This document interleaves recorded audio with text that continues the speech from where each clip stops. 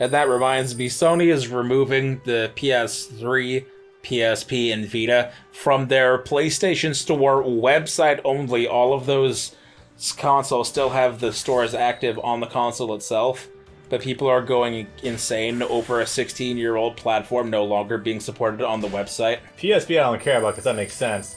PS3, that doesn't... I am a little concerned because... 14 years. I know, 14 years and all. That's also going to make getting things literally impossible if they take down the storage proper, which I know they will do. It's a matter of time, really. You gotta think about it from the perspective... What? Does the Vita store still exist? On the Vita. I had to think about that. That oh god. Oh man. You can still access the PlayStation Store on the PSP. If the Vita ever loses its PlayStation Store, then like all reason to actually own a console for not piracy purposes will be lost. You can already download... if you have the right sort of custom firmware on your Vita, you can literally download ISOs through the console itself using a homebrew browser. It takes for fucking ever, but you can do it. Yeah, one man clash between the people. Oh yeah, it's still hilarious to think that Crocodile happens to have an army of what was the number of billion? The billions. Oh, you know, a good fraction of the people on the earth happen to be my soldiers. The lighting in this game switches between being really good and really bad. Wait, would that mean that technically means that Crocodile's have his own religion, more or less? Thereabouts, yeah. That's kind of funny.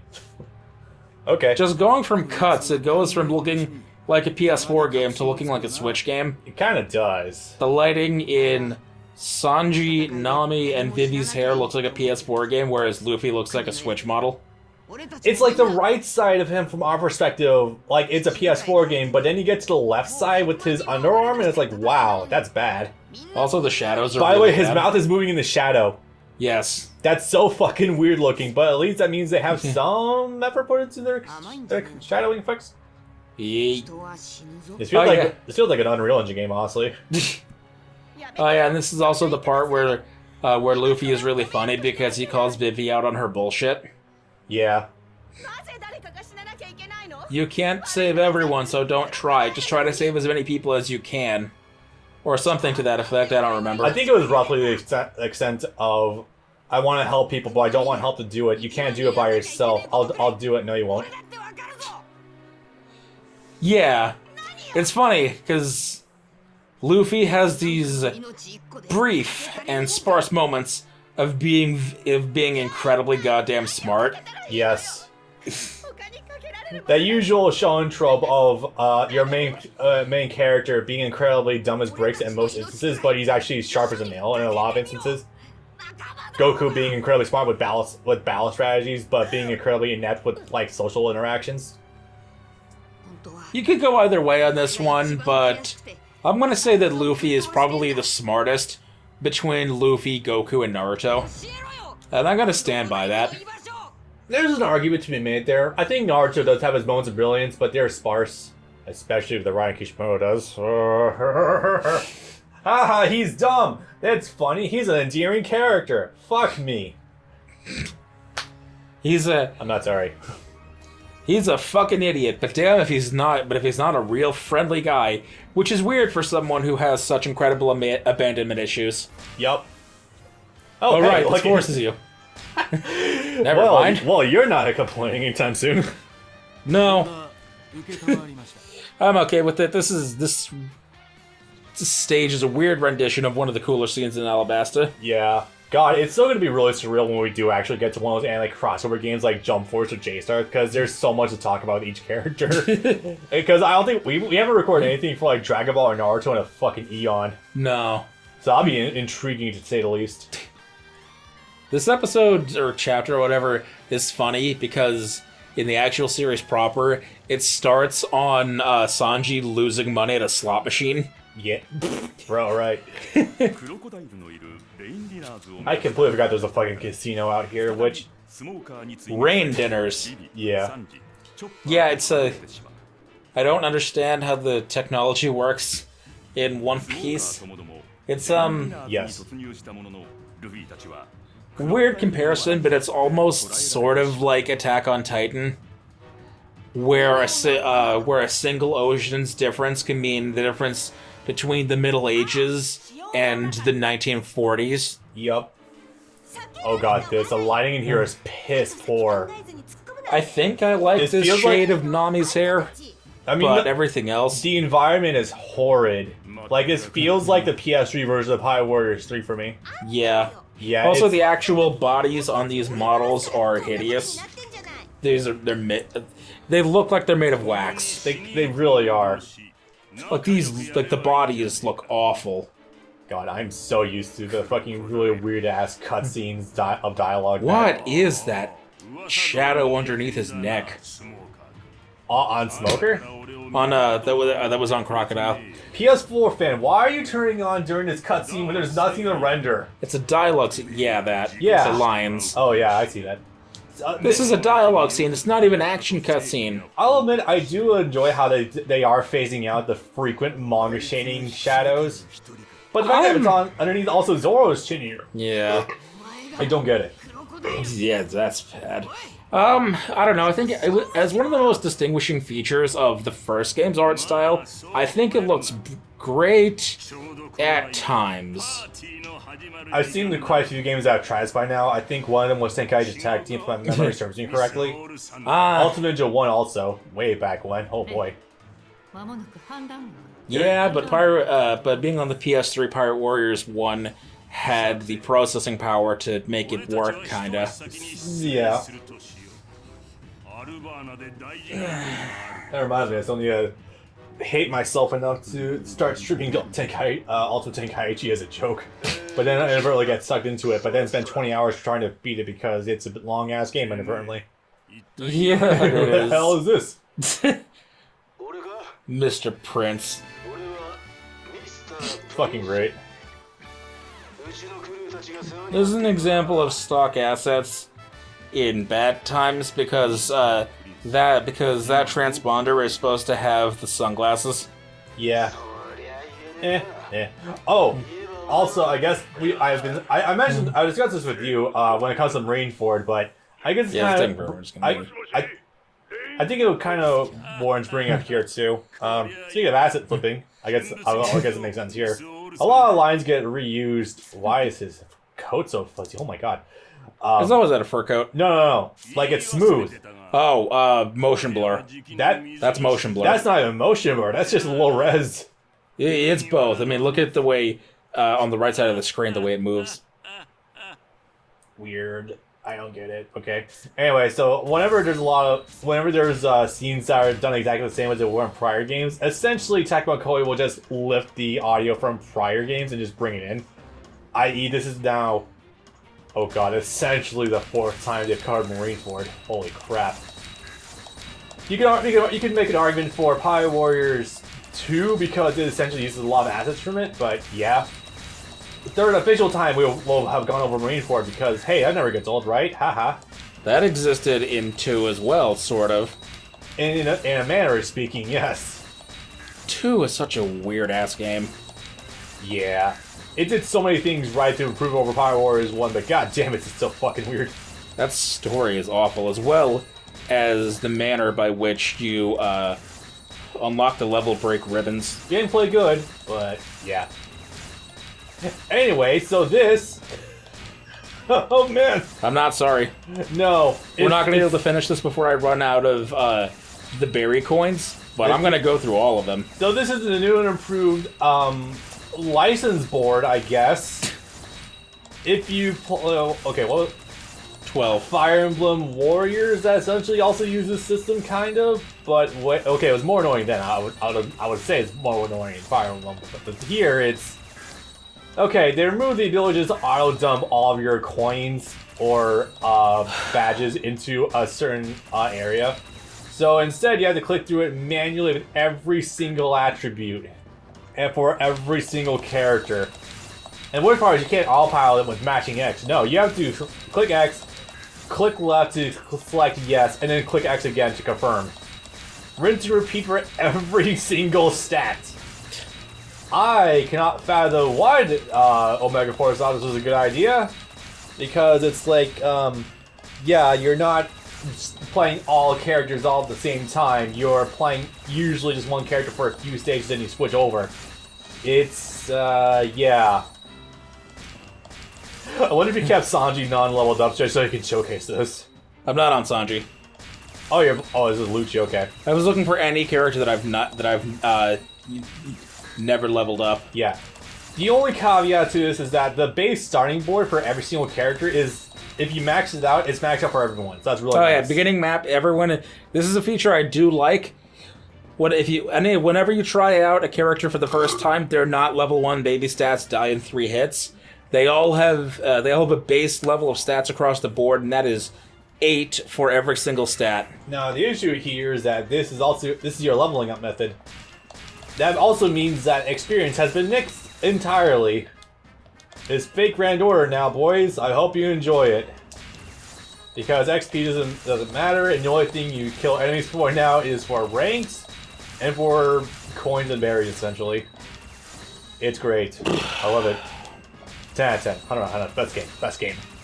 I don't even necessarily mind the idea of limiting the only resource you have to worry about, mostly, to just being money.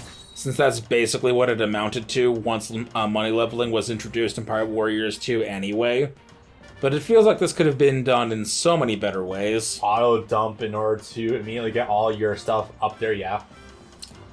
Or at the very least, if money was going to be the only thing you made anyone care about, maybe give them an actual item shop of things you can spend that money on, that you can do things with.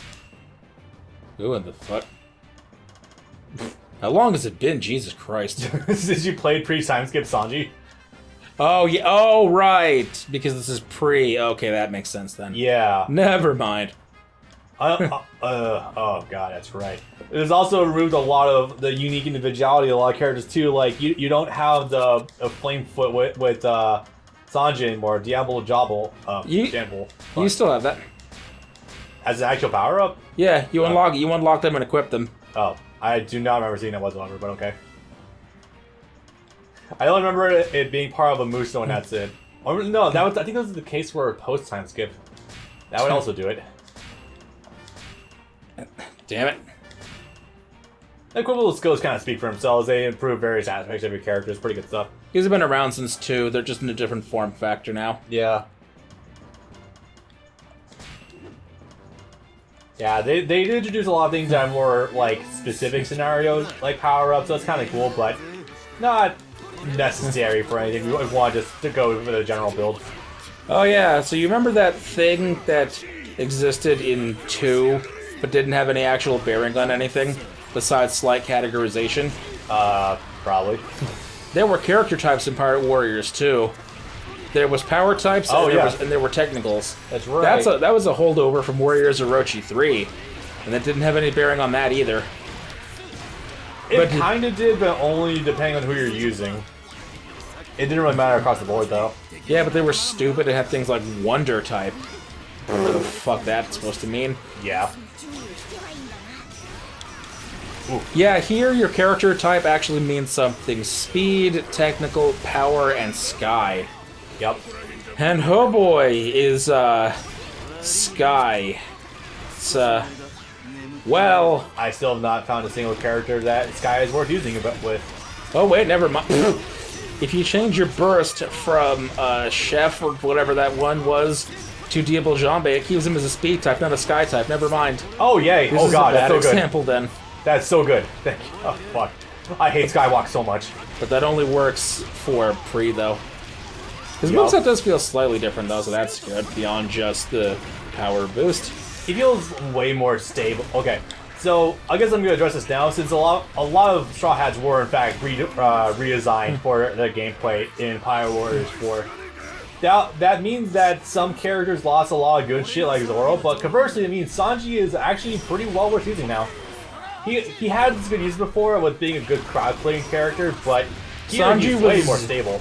Sanji was bad in 1 and 2. He was fun, not necessarily good, but fun in 3. Now he's actually good, even post. The reason being is because his feet don't leave the ground automatically during a combo, so that's really nice. You actually, the introduction of that jump cancel ability or jump cannon, or just a launcher. It really adds a level of stability to a strings that and a control that just makes it feel nice now. And an abundance of Sky-type specific boosting skills that actually give them a lot of properties they otherwise wouldn't have. Yep. It feels like the only Sky-type character in the entire game that actually has some work poured into him. Versus most Sky-types who I'm like, no. Crocodile. Crocodile's okay. I think it's probably because he's a low-tier user. Have you ever tried Doflamingo? I did, and I'm not too horribly impressed. It takes a while, but once you get the rest of his moveset, he becomes functionable. Not necessarily as good as he was in 3, but certainly usable. Yeah. Ironically, the best Sky type in the game might have come in the DLC in the form of Vinsmoke Judge. Damn, really? Yes, and I hate saying that. Which is ironic because all 5 of the G siblings are here, and they're all Sky types, and like all of them? Yes. What and the fuck? Only like 2 of them are actually usable. Yeah. Yonji might be the worst one and their worst character in the game, the green one. Oof, that sucks.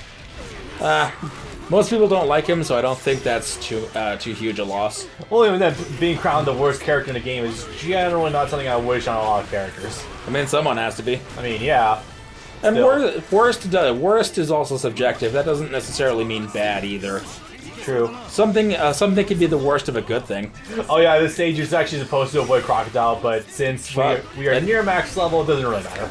There's no negative impact on it. No. Might even get a trophy for it, God forbid. Hearing Crocodile say Mr. Prince is funny. Yeah, but no, this is one of the big reasons why Sanji is so much better now. He can focus fire so much better on bosses now. Versus flying everywhere, just doing a basic combo string. And combos. Winding... My name is Mr. Prince. Winding up 30 feet away from the people you're actually trying to hit. Yep. Trying to do a basic combo, he ended up jumping in the air. A couple attacks miss with them, naturally. So you end up not being able... combo drops, opponent recovers, and it's like, well, fuck. Yeah, that's why this version of Sanji is way better now. But not the best in the game. Nah. No. This time around, we'll get more to this later, but Luffy is definitely a contender for best in the game right now. I'm up and down about that. He's top 10. I don't know about top 5. It also... There's honestly not that much degree of gradation, depending on which transformation you're using in the end. Yeah. I am not a fan of Snake, actually, I don't think. Snake Man, I feel, is okay for bosses, but you don't lose much if you just stick to Bound Man, who is universally better for everything else. Power and range. As well as the dashing. Yes. Oh god. Yes. It's really fucked up when a power type has better dashing than most speed types. I think... well, he's up there. Bounce Man might actually have the best dash in the game. Yeah. He's just straight up fucking flying. He's flying, he's actually really... I legit think he's the fastest dasher in the game. He might be. Yeah. Anyway, so it's Straw Hatchet free. By the way, I don't like the precedent set by this part, unfortunately, because this would be the beginning of the abuse of Seastone prisms. Yeah, well, not necessarily, because when is the next time they use... I actually want to pause to think about this, but I can't. They're used here on the cage, and I don't think we see them... We see them in Skypiea, but they're being used on Eneru. You don't see them at all afterwards, I don't think, until, Impel Down. I know that really comes around more towards Impel Down, but the military, or whatever the Marines are using them as like handcuffs, they're always just sea stones. I mean, yeah, it makes sense. Safest bet. I mean, of course, that makes absolute sense, but that also kind of brings with it the idea that the only way a regular person can deal with fucking fruit users is to Sanji can actually hammer a boss now. How about that? Good shit. It feels like what humans to fruit users is like armament hockey is to dealing with Logia users. Yeah. It's like the only real counter, but so universal that it just kind of loses meaning. You know, it's funny you should say that, because Sig Prism Stone was first discovered and is only moldable by residents of Wano. Huh. And Sea Prism has actually really only come up like twice in Wano, and it's been 2 years. Damn, really? Yeah, the most prescient thing that has happened in Wano with Sea Prism Stone is literally just that Hawkins shot a couple of Sea Prism Stone nails at Law to keep him from running away. Yeah. Crap croc? Okay. It just feels like that universal answer for it, and it just kind of gets stale after a bit. And that's why you can for real, without being judged, ask the question: did One Piece get worse after the New World? And you know what? If you were to make that argument, you would have some perfectly valid support in that regard. Yeah, the more I look at One Piece objectively, granted, of course, I've been out of One Piece for a while now, so my opinion is not as, like, solid as it could be, but I have not... This is gonna sound fucked up. I have never seen anything substantially better about post-time skip versus original Grand Line. Like, at all. There hasn't been... Outside of Sanji with Luffy, I can't remember a lot of, like, actually good, like, heartfelt story moments. There have been The fight with Katakuri was good, but the anime also kind of flubbed that hard with a lot of the filler and just drawing things out. I'm gonna say, I don't think the fights are as good. They're hard hitting they're more hard hitting in the literal sense, but that only carries them so far if they don't have as much dramatic weight. They're dynamic as fuck now, but I mean. It also feels like a lot of creativity to sap out of it too, like with Luffy, with Crocodile absorbing water. That was inventive as fuck. And give it crap for where it's due, granted, but the Rob Lucci fight was good. We're jumping the gun about 1,000%, but fights like Luffy versus Doflamingo have absolutely no weight to me. And that's because, and I wasn't even watching the anime, I only read the manga. Yeah. Even in the manga, that was dragged out well beyond as long as it needed to be. By the way, it feels like that fight alone took up like a year. Sorry, I just want to point out really fast. I realized that Alabasta is just being used as our buffer to talk about modern One Piece and catching everything in one up with the series. But we're gonna be doing We're gonna be doing that for a while. It's fine. It's just funny.